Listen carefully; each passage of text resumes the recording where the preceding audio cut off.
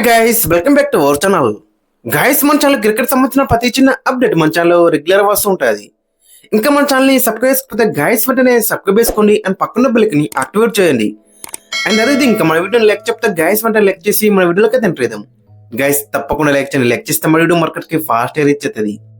Guys, వీడియోలకు ముందు ఒక చిన్న రిక్వెస్ట్ ఏంటంటే ఒక్కసారి ఈ చిన్న క్లిప్ అయితే చూడండి. దాదాపు 90% సబ్స్క్రైబ్ చేసుకోకుండా చూస్తున్నారు. సో గైస్, మన ఛానల్ క్రికెట్ సంబంధించిన ప్రతి చిన్న అప్డేట్ రెగ్యులర్ వస్తుంటుంది కాబట్టి ఖచ్చితంగా మన ఛానల్ అయితే సబ్స్క్రైబ్ అయితే చేసుకోండి. ఇక డిఫెండింగ్ ఛాంపియన్స్ టీమిండియా హైట్రిక్ విజయాలతో జోరు మీద ఉంది. గ్రూప్ ఏ నుంచి అమెరికా, నంబియా వంటి టీంలను ఓడించి ఆ తర్వాత దాయాది పాకిస్తాన్ ను మట్టి కనిపించింది. సో దాంతో మన టీమిండియా సూపర్ 8 అయితే క్వాలిఫై అయిందని చెప్పుకోవచ్చు.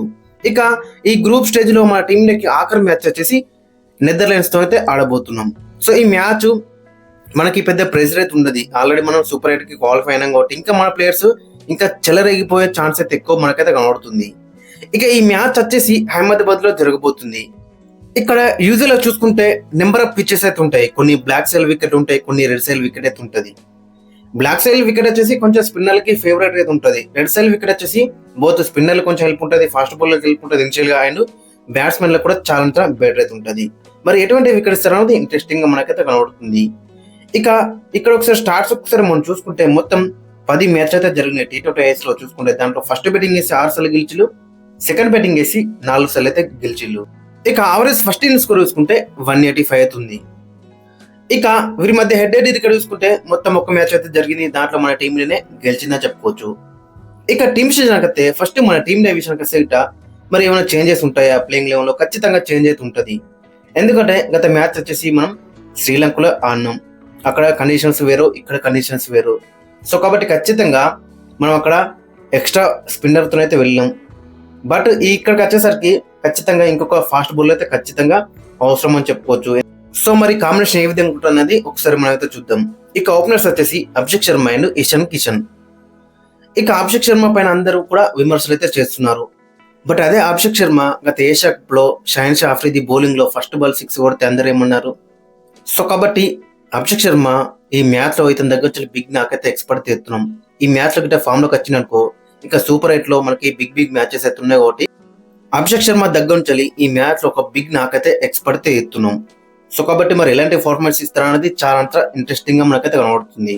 ఇక మరొక ఓపెనర్ వచ్చేసి ఇషాన్ కిషన్ గత మ్యాచ్ లో మనం చూసినాం ఎలాంటి నాక్ ఆడిండు.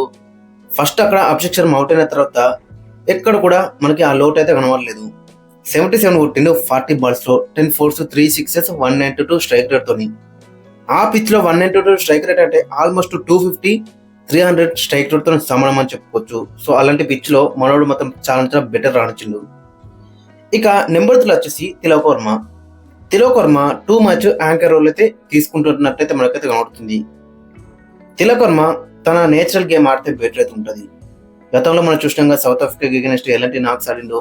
సో అలాంటి నాక్స్ అయితే మనం అయితే ఎక్స్పర్ట్ అయితే ఎత్తున్నాం. బట్ 2 మ్యాచ్ అయితే టైం తీసుకుంటున్నట్టు యాంకర్ రోల్ ప్లే చేస్తున్నట్టు అయితే కనబడుతుంది. అండ్ సోషల్ మీడియాలో కూడా చాలా విమర్శలు అయితే వస్తున్నాయి, మరి ఇంత ఎందుకు సమయం తీసుకుంటున్నాని. బట్ తిలక్ వర్మ గురించి మన అందరికీ తెలిసిందే కదా. అకార్డింగ్ టు ది సిచ్యువేషన్ అయితే ఆడతాడు. బోత్ హై స్ట్రైక్ రేట్ తో ఆడతాడు, లో స్ట్రైక్ రేట్ తో ఆడతాడు. టీమ్ సిచ్యువేషన్ తగ్గట్టు అయితే ఆడతాడు. ఇక నెంబర్ 4 వచ్చేసి సూర్యకుమార్ యాదవ్ కూడా ఈ వరల్డ్ కప్ లో చాలా మంచి ఫామ్ లో ఉన్నాడని చెప్పుకోవచ్చు. ఈ వరల్డ్ కప్ ముందే న్యూజిలాండ్ తోని చాలా రన్స్ అయితే స్కోర్ చేసిండు. సో ఇక్కడ కూడా అదే కంటిన్యూ చేస్తున్నాడు. ఫస్ట్ మ్యాచ్ 20 చేత్తో మ్యాచ్ గెలిపించిండు. సెకండ్ మ్యాచ్ లో రన్స్ రాలేవు. బట్ థర్డ్ మ్యాచ్ కి వచ్చేసరికి క్రూషియల్ 32 రన్స్ అయితే స్కోర్ చేసిండు, దట్టు ఆ పిచ్ లో. ఇక నెంబర్ 5 వచ్చేసి Hardik Pandya both with the bat and with the ball చాలా మంచి కాంట్రిబ్యూషన్ అయితే చేస్తున్నాడు. లాస్ట్ మ్యాచ్ లో బ్యాటింగ్ లో పెద్ద రన్స్ రాకుండా కానీ అంతకుముందు మ్యాచ్ లో చాలా మంచి రన్స్ అయితే వచ్చినాయి. అండ్ లాస్ట్ మ్యాచ్ లో బౌలింగ్ లో మనం చూసినాం కదా ఎలాంటి స్పెల్ వేసిండో. సో కాబట్టి హార్దిక్ పాండ్యా ఈ వరల్డ్ కప్ లో కీ ప్లేయర్ గా మారనున్నాడు. ఇక తర్వాత తీసుకుంటే శివన్ దుబే. ఆ మిడిల్ ఓవర్స్ లో స్పిన్నర్లకు ఎగెనిస్ట్ గా శివన్ దుబే ఇంకా చెప్పాల్సిన అవసరం లేదు, మనకు తెలుసు ఎలాంటి 6s కొడతారు అనేది.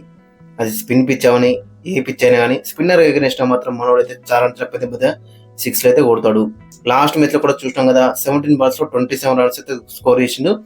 ఆల్మోస్ట్ 160 స్ట్రైక్ రేట్ తోని 3 4s 1 6 అయితే స్కోర్ చేసిండు.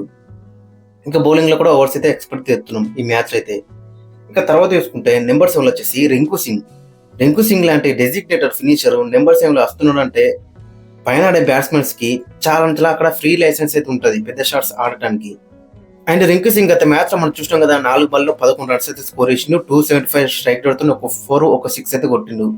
ఆ మ్యాచ్ లో ఆ రన్స్ అనేది చాలా క్రూషియల్ అని చెప్పుకోవచ్చు. ఇక తర్వాత నెంబర్ 8 లో చూసుకుంటే అక్షర్ పటేల్ కి పెద్ద బ్యాటింగ్ లో అయితే ఛాన్స్ అయితే దొరుకుతలేదు కానీ బౌలింగ్ లో మాత్రం ప్రతి మ్యాచ్ లో కూడా చాలా ఇంపాక్ట్ అయితే క్రియేట్ అయితే చేస్తున్నాడు. లాస్ట్ మ్యాచ్ లో కూడా 2 క్రూషియల్ వికెట్లు అయితే తీసిండు, 4 ఓవర్లు వేసిండు, 29 రన్లు ఇచ్చిండు, 2 క్రూషియల్ వికెట్లు అయితే తీసుకున్నాడు. ఇక తర్వాత చూసుకుంటే కుల్దీప్ యాదవ్ ప్లేస్ లో హర్షదీప్ సింగ్ అయితే ఛాన్స్ రావచ్చు ఈ మ్యాచ్ లో. ఖచ్చితంగా హర్షదీప్ సింగ్ అయితే ఈ మ్యాచ్ అయితే ఆడతాడు కుల్దీప్ యాదవ్ ప్లేస్ లో. మరి ఎలాంటి పర్ఫార్మెన్స్ చేస్తారనేది ఇంట్రెస్టింగ్ గా ఆడుతుంది. ఇక తర్వాత చూసుకుంటే జస్ప్రీత్ బుమ్రా రెస్ట్ ఇచ్చి మహమ్మద్ సిరాజ్ ను కూడా తీసుకొచ్చే ఛాన్స్ ఉంది. లేదనుకుంటే ఇట కుల్దీప్ యాదవ్ ను కూడా కంటిన్యూ చేసే అవకాశం అయితే మనకి ఎక్కువగా ఉంటుంది. లేదనుకుంటే ఇట ఇంకా వాషింగ్టన్ సుందర్ కూడా అవకాశం ఇవ్వచ్చు. సో ఇన్ని ఆప్షన్స్ అయితే మనకైతే కనబడుతుంది. ఆల్రెడీ మన టీంలో సూపర్ 8 కి క్వాలిఫై అయింది.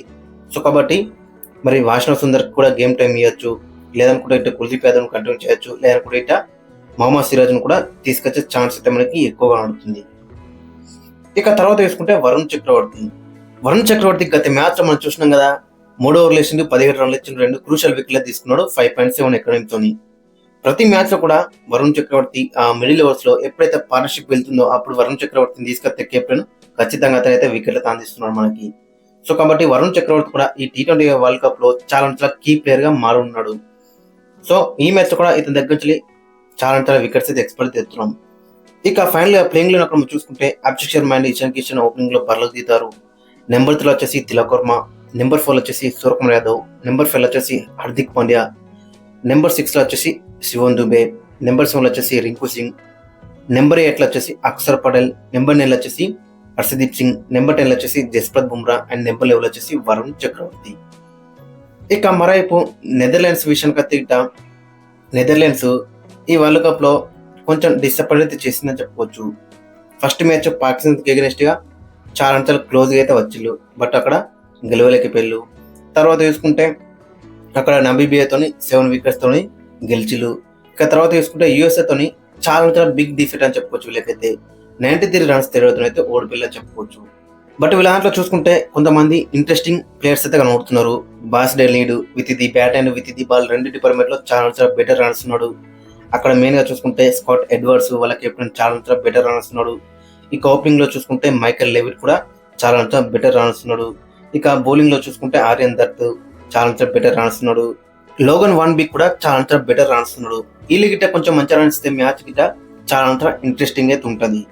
ఇక ఫైనల్ గా వీళ్ళ యొక్క ప్లేయింగ్ అక్కడ మనం చూసుకుంటే మైకెల్ లెవిట్ అండ్ మ్యాక్స్ కోడెవడ్ అయితే ఓపెనింగ్ లో బరిలోకి దిగుతారు. ఇక నెంబర్ 3 వచ్చేసి బాస్ డే లీడ్, నెంబర్ 4 వచ్చేసి కొలిన్ అక్రమన్, నెంబర్ 5 వచ్చేసి స్కాట్ ఎడ్వర్డ్స్, నెంబర్ 6 వచ్చేసి జాక్ లయన్ క్యాచెట్, నెంబర్ 7 వచ్చేసి లోగన్ వన్ బ్రిక్, 8 వచ్చేసి ఆర్యన్ దత్, 9 వచ్చేసి రోల్ ఆఫ్ వండర్మర్, 10 వచ్చేసి క్లైన్ కెన్, నెంబర్ 11 వచ్చేసి ఫ్రెడ్ క్లాసన్.